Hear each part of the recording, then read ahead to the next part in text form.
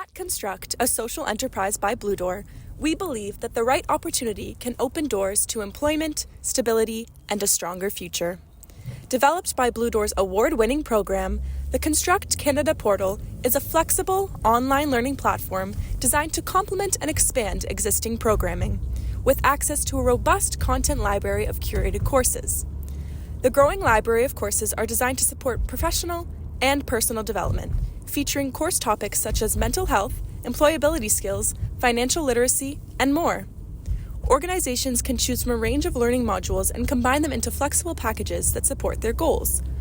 Whether supporting job seekers, students, employees, or community members, the Construct Canada portal makes it simple to deliver meaningful, accessible training. To learn more, visit constructgta.ca to connect with a team member and schedule your demo call to explore how the Construct Canada portal can support your community. You're listening to On the Way Home with your host, Emmy Kelly.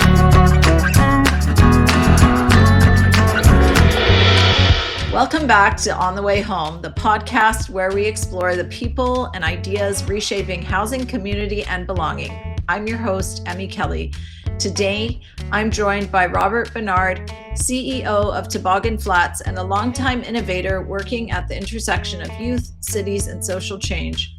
For more than 35 years, Robert has focused on how cities can better support young people, from building global youth city indexes to launching new models of housing that respond to the realities young adults face today.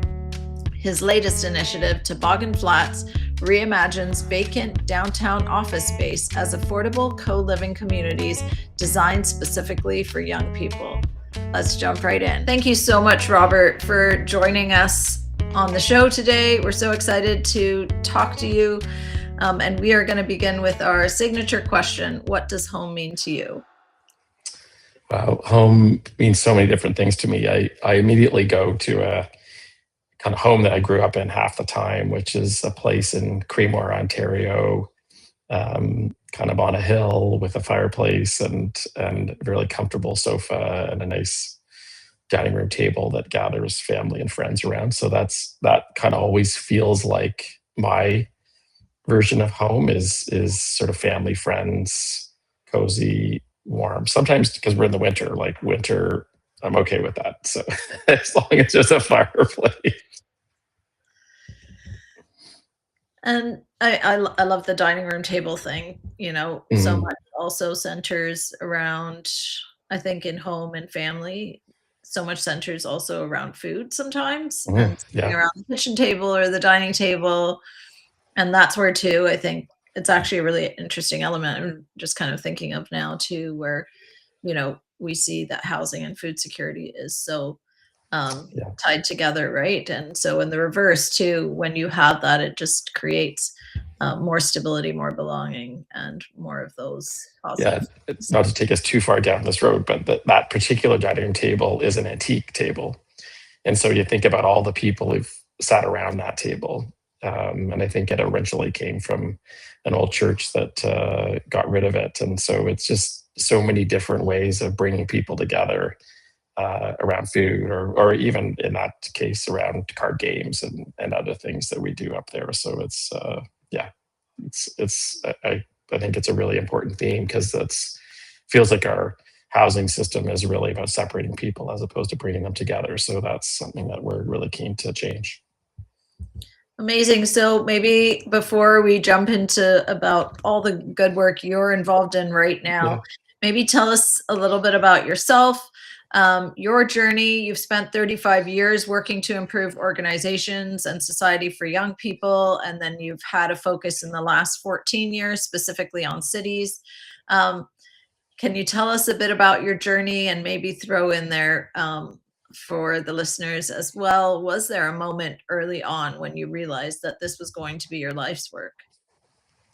Definitely not, but I can tell you there was a moment early on that got me started in this work, and I think I feel like it's just sort of been opportunity after opportunity, which has kept me going down that direction. And I tell the story often because it was so pivotal to my life. But I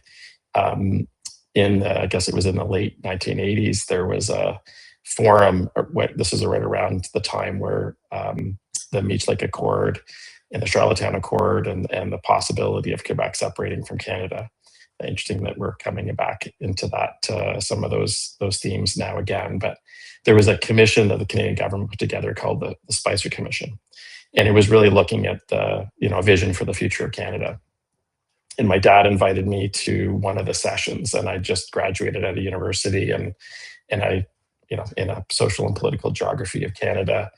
And I went to the session, and I was by far the youngest person there, like by about 20 or 30 years, because I think my dad was about, the second youngest person there. So anyway, it's amazing what happens when you're the only one in the room. You just, I was reasonably confident as a young person, but I had no confidence in that particular room because I was just, I'm just some kid who's sitting there because his dad invited him. But the conversations around the room seemed so different than the conversations I was having with my friends and what I was learning at university.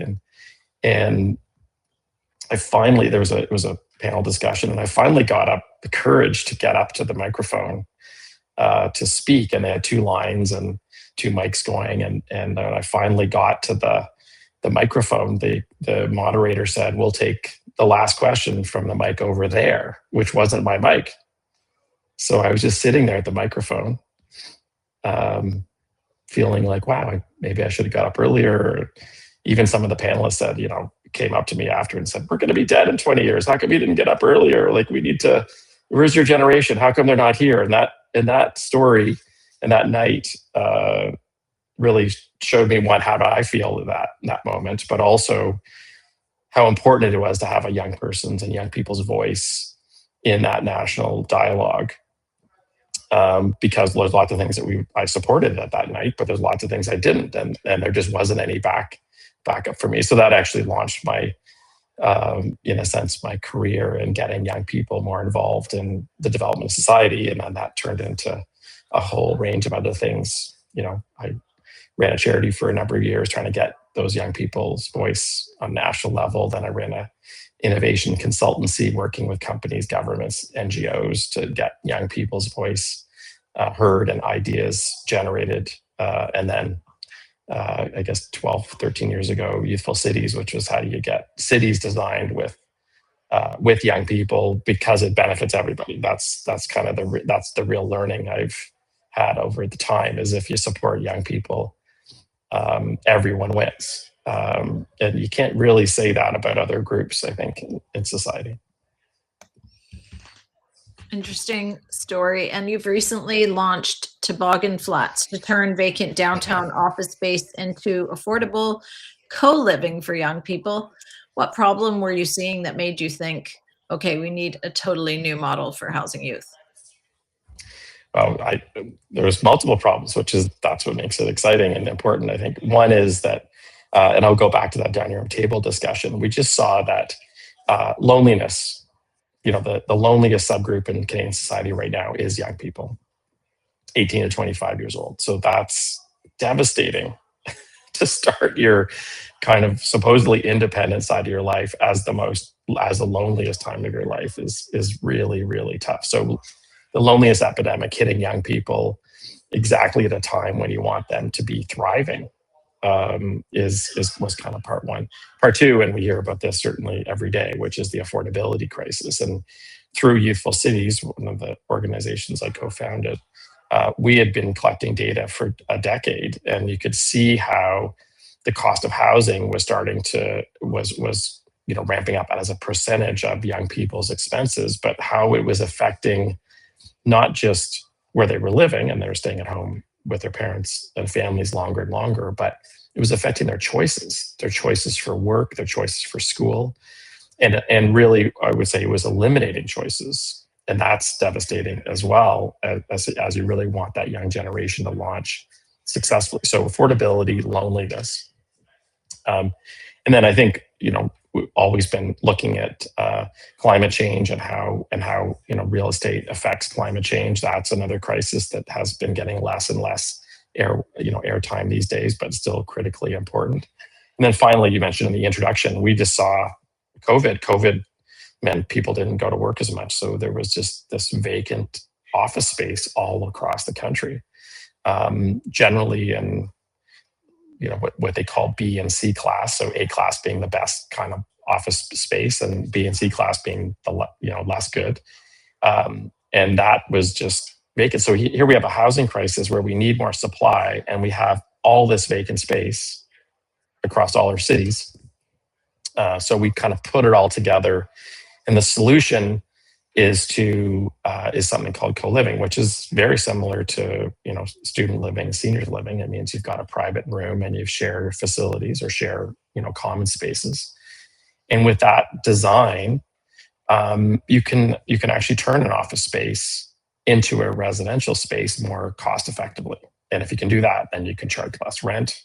And that's where Toboggan Flats came out, was let's find a way that we can create more affordable housing that builds community, that's also environmentally friendly, and get it going. And the other thing that it does is it actually helps cities. We need more people living in the downtowns of cities, or those downtowns die. And that's, and every generation we've done that for young generations to live downtown. Gen Z is the first group that we haven't done that for, which is, again, really devastating to that local economy and devastating for those young people. I'm interested. I know it's just a technicality, but have you had like a lot of, is it quite an uphill battle with like zoning and stuff to convert? It's often the first question I get. So your curiosity is well founded. I would say no. There's the real challenge is raising money to do these projects. That's the toughest part.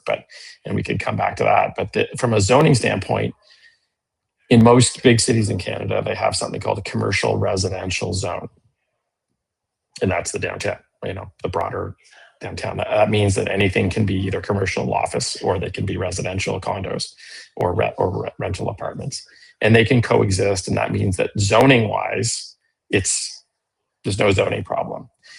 Each building has its own unique zoning, and so sometimes it's an office building. I looked at one zone of an office building in downtown Toronto, and it was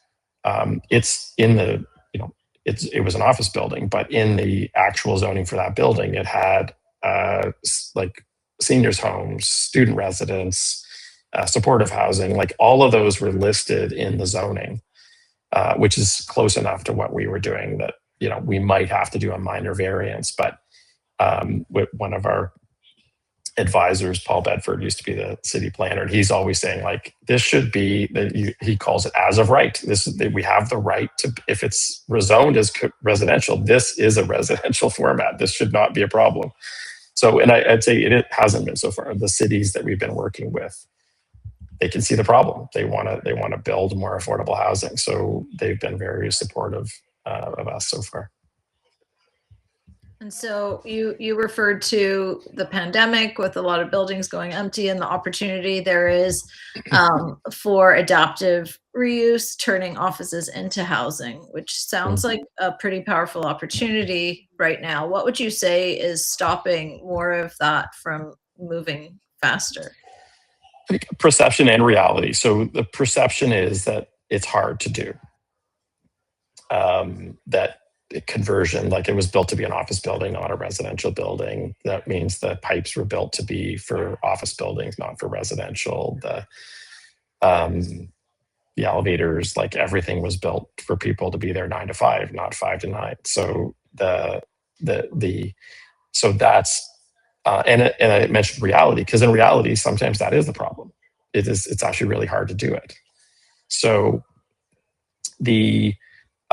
our solution to that was, okay, let's assess buildings very quickly to see whether these are viable or not, so that we can show the numbers to the potential investors, and that's going to in a sense unleash the potential of this adaptive reuse. We've been doing this for a long time in Canada and around the world. In fact, the first co-living developments in Europe were office buildings originally, and they turned them into co-living. So no, we've got lots of examples of where it's been done successfully. One of the other challenges with conversions is it tends to be done for what I would say higher priced condominiums, not more affordable rental. And that's because the cost of the conversion is at a height that it means that it doesn't end up turning into affordable housing. So we have the additional challenge of making sure that the buildings we pick are efficient enough in the way that we're thinking about them that they can provide more affordable housing. So I think that's really the barrier. Is most developers like to build new stuff, not change, not renovate. They like the new build for sure. That's what their vision was. That's what their businesses are set up to do. So you have to find creative developers and construction people who think, yeah, it saves a building, it saves us pouring concrete. It's already there. That means we can move to a 2-year development timeline from start to finish, not 7 years, which is what a typical new build would take. So if you can do it faster and you can say, and the money's and the building's there, that's got to save money somewhere in the chain. So that's the part of the discussion that we get into, and we found lots of buildings that fit. I have to ask, I'm curious how you got the name Toboggan. Was it just because it's cool, or is there more to go like that? There's the full logo there. For those who are just listening, I've got the logo in the background here, but we worked with this incredible agency that I worked with for years, named Quake, branding agency, and we went through all kinds of different names. We had an initial name which was more descriptive about cohabitation, but in the end we thought we needed something that was really distinctive, and the Quake agency came up with a number of names. But when they came up with the name Toboggan, it just, let's go back to the scene of the home that I described at the very beginning. When you think about tobogganing, for those who've done it and even those who've just heard about it, it's very rarely done alone. It generally involves friends and family. It usually involves a lot of laughter. And it's kind of making a tough situation, which is winter, fun, and enjoyable. So as we started talking about this idea that, tobogganing was, better together, is better with friends. It added a little bit of whimsy to real estate, which never seems to come up very often. The real estate branding tends to be much more functional, I think. So I love the name. I love what it stands for, and the idea of bringing together people in a very quotes Canadian way is also something that we wanted to do. The logo was designed by a letterer who actually designed all the lettering from Vancouver, and we've got illustrations from an illustrator from Hamilton and the agency from Toronto. So just really important for us to do things in Canada, build it to suit the young Canadians that we believe will be in there soon.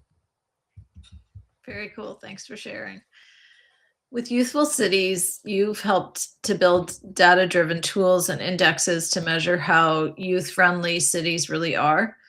What are some things cities think they're doing well for young people, but the data has shown you that we're missing the mark on? Yeah. I think a lot of cities just forget young people just as a starting place. So as far as cities, I would be okay with a lot of cities thinking they're doing well for young people, because that means they're actually thinking about young people. That's kind of start one. If they're trying, that's a big improvement. I think it's often, much like my microphone piece, it's often a group that's is forgotten. It doesn't have a voice. Everyone feels in their mind that young people are going to be just fine. They're resilient. They can make it through this. Like, I had it bad when I was a kid. All those kinds of things come up, and from at a city level, it still feels like that. I think the three issues that matter most to young people right now, and I wish there was a fourth, but the three that are absolutely critical are jobs, affordability, and housing being a key part of that affordability equation, transit being a combination of that as well, and mental health. So a city that's focusing, that really has to have a strategy that focuses on those three areas. Our belief at Youthful Cities is that the first two lead to positive or negative outcomes with the third. So if you've got a good job and you've got a good home, your chances of having mental health are decreased. That doesn't mean you're eliminating it, but it's just decreased. And so we need to focus on the first two while supporting the third, mental health challenges. And having met with Jack.org recently and other organizations around mental health, just we're seeing an increase in the challenges in Canada. Again, really bad for Canada overall if we're starting with challenges in mental health. We've got a high unemployment rate with young people. We have a low housing rate for young people. Like, these are all bad trends that cities are not addressing sufficiently. They don't have a targeted strategy to address this particular group. They tend to either go with general strategies. And I would say a lot of affordable housing, for example, doesn't go to young people. They tend to prioritize, I think, families. And there's nothing wrong with prioritizing families. It just means you need to make sure that young person, those young people have opportunities as well. And by the way, landlords will prioritize families over young people. There's this really terrible,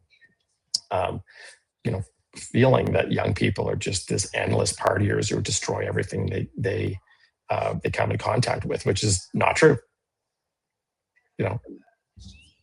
It's too bad that they have this increased risk assessment that's allotted to them unfairly, and that makes it challenging for them. Youth Data Lab uses AI and open data to help design better policies for young people. How do you see data and technology changing the way cities make decisions about housing, work, and belonging for youth?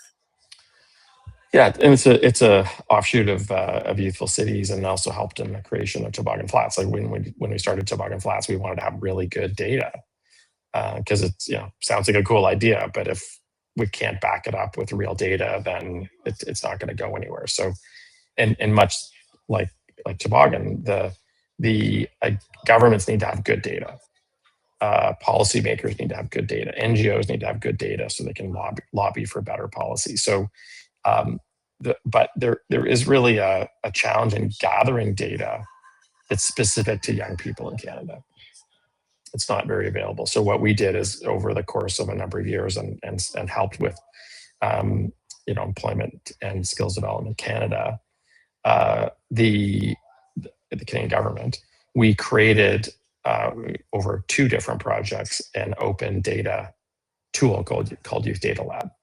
And we added an AI function to it, which would just allow you to go in and ask a question and get an answer. Get an answer from qualitative data, which is a series of interviews that we did with young people, quantitative data, which is a series of surveys that we did with young people, and sort of tertiary data, which is a series of articles and reports that we gathered that was about young people. So it allowed you to look at each of those different data sources.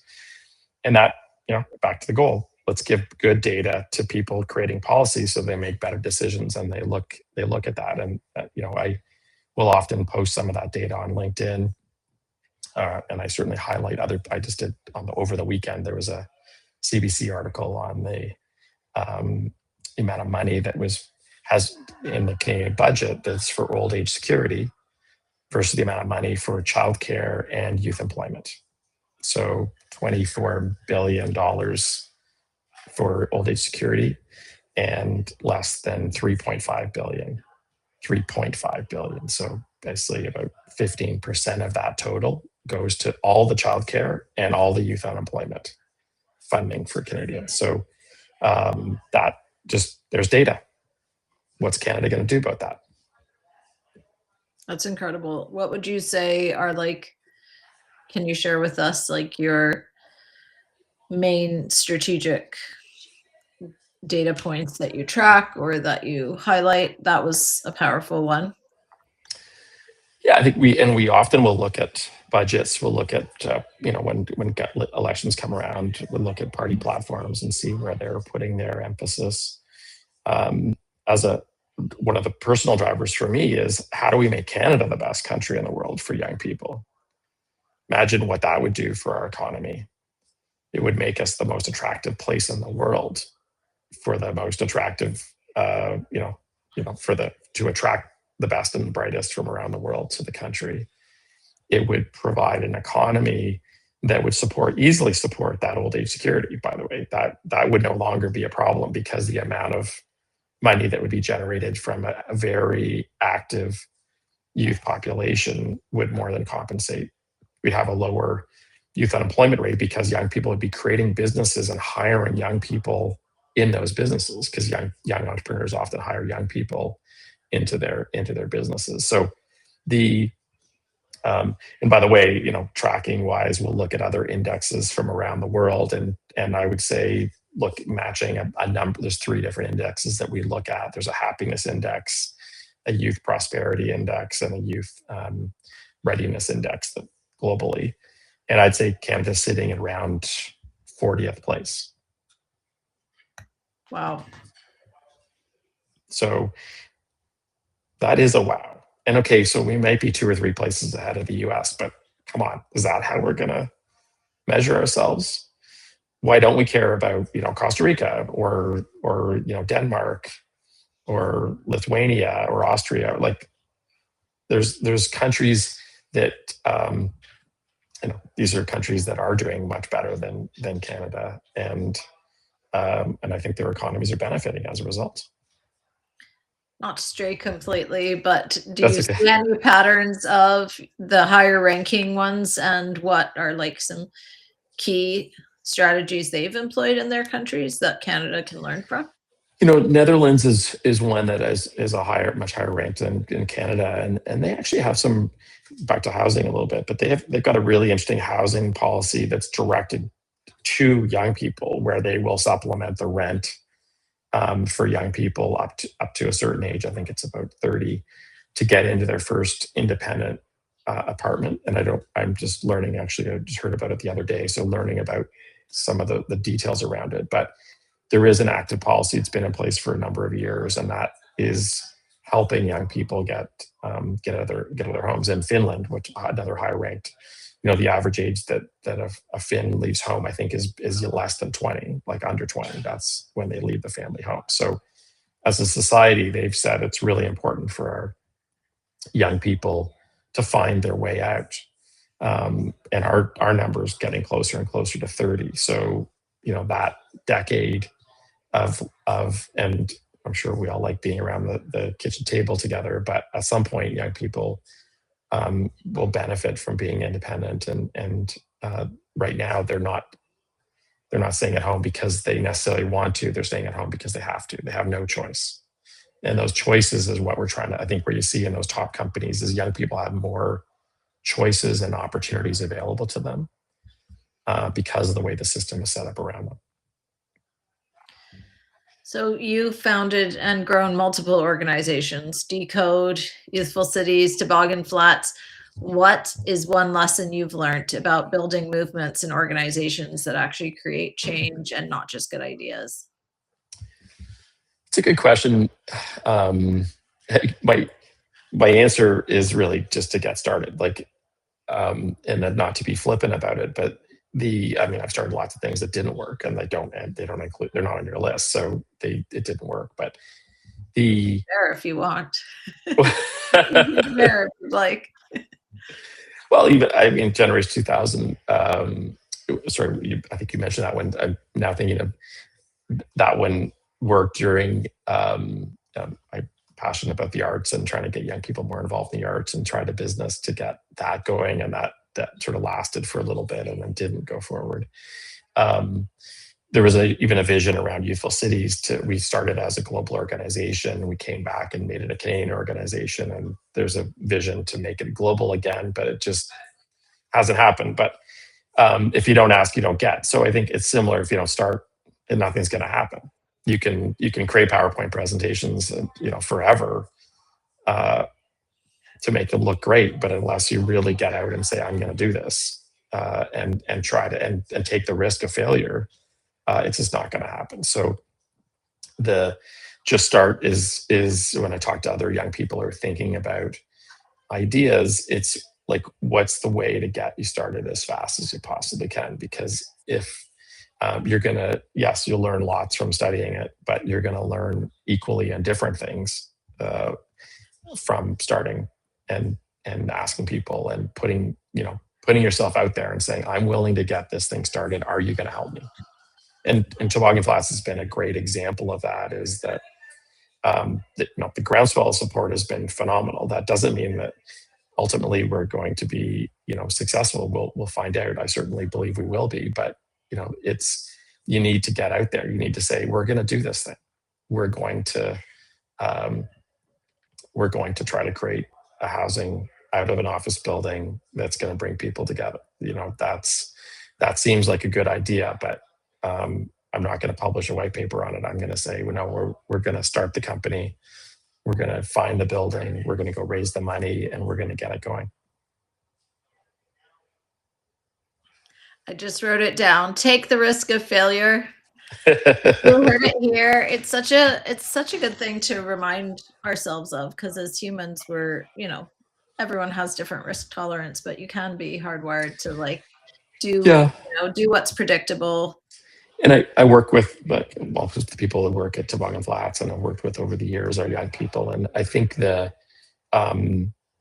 what I see over 3 different young generations that I've studied is maybe a little bit risk tolerance along each generation.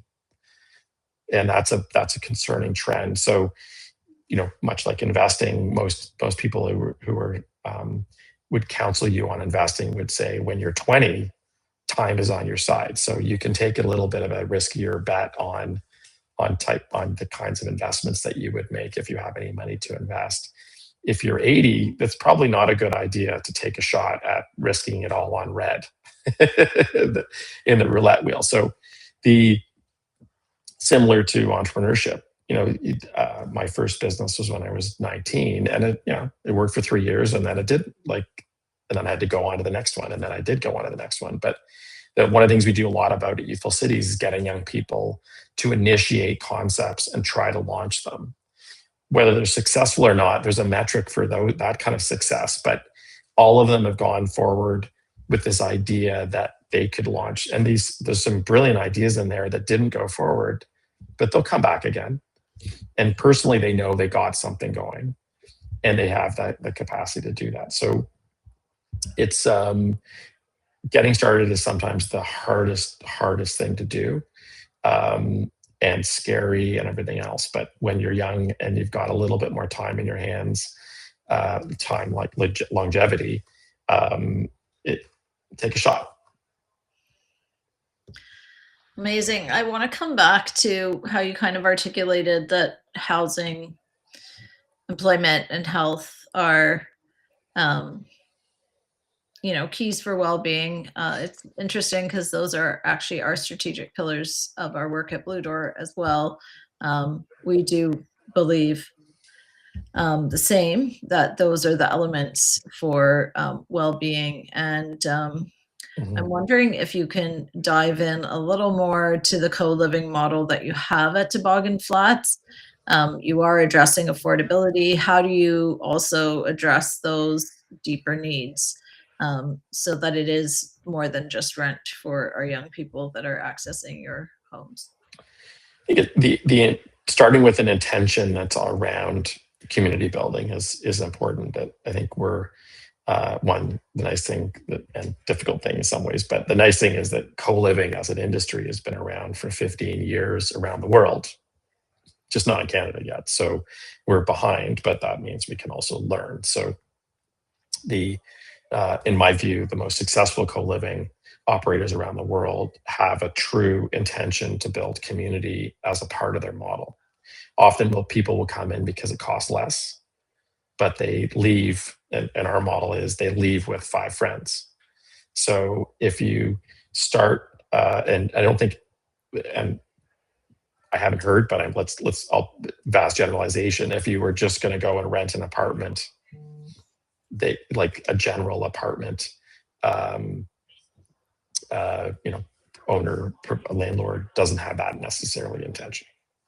So the goal of leaving with 5 friends is one of the things that we will start to measure. Really how do we? And then the question is how do you do that? Well, when we have different types of units in our buildings, we have a 4 shared apartment, which includes 2 bathrooms. And so right there, you've got to learn how to share with others. And people have got lots of experience with that in their family homes and also in student accommodation. So we think that's sort of a natural progression to get a bigger, nicer room and still have that sharing.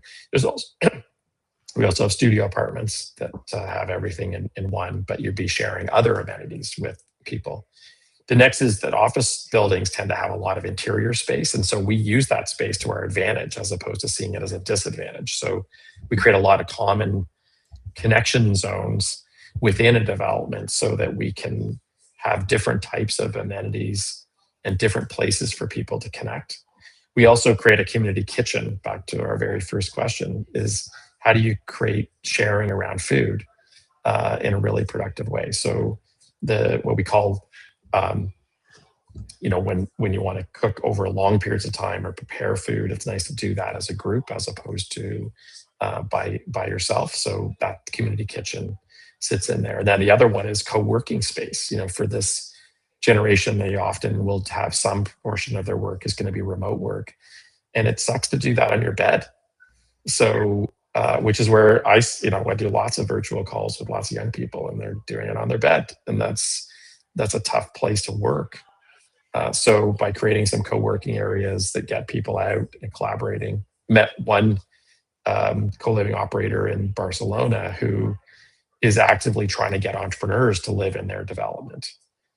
They partner with a business school, and they are literally almost like the original hacker houses in California. They're trying to bring together a younger generation of innovators to not only live together, but also create new businesses together, which is a really interesting model. So the intention around community, leaving with 5 friends, because people aren't going to stay here forever. We know that.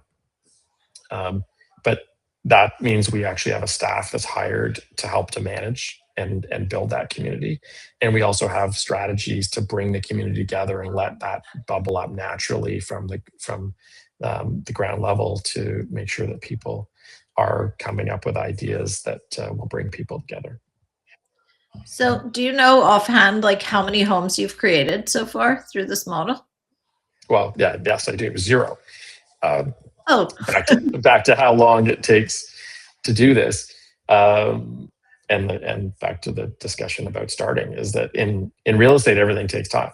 And I think this at Blue Door. Like these aren't short processes. So we're 2 years into our journey, and we are very close to getting started on a building in Ottawa, where we're just into the kind of final negotiations to buy the building, do the due diligence and everything else. So I am such an optimist, and I'm also impatient.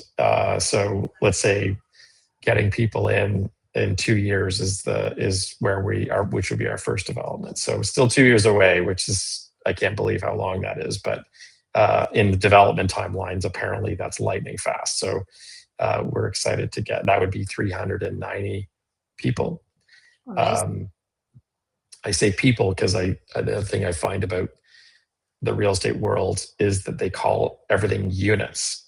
And I'm like, can't we just say it's people? So 390 people housed, and this one would be in downtown Ottawa, is likely the first building. But we've got buildings already ready to go from an assessment standpoint in Toronto and Calgary. So we're excited to get more buildings going. And right now in that pipeline, it's about 1,500 people is what we see over the next number of years. So that would be exciting to see, and that's a lot of friends being created. People or even homes. Like I feel that we were just having, some of us on our team, a conversation about this a few days back, because it does feel like sometimes we get caught up, or even like when community speaks to us, there's kind of an expectation in Canada around home and what that is. I think that even that has the opportunity to change, right? Like we're thinking about a big corner lot with a picket fence. Well, that reality is changing for our nation. And so I think that it's not fair to say that it's not a home because it's shared, or it's not a home because it's not massive, or like what constitutes of a home, 4 bedrooms. And I think, no, like we can look at that totally differently. So these are homes for individuals, whether it's 5 people living together or, so. Yeah, I think, and I love your first question, and that may be a first question you've asked before, is what's the definition? But my answer was, all the things I talked about were within, 15, 20 feet of each other. There was a fireplace. Okay, not everyone has that, but there was a sofa and there was a dining room table. Obviously there's a kitchen that is some kind of food prep that needs to get to the dining room table. But that table ended up being about cards and games and food and bringing people together. And I think, I like the concept of home.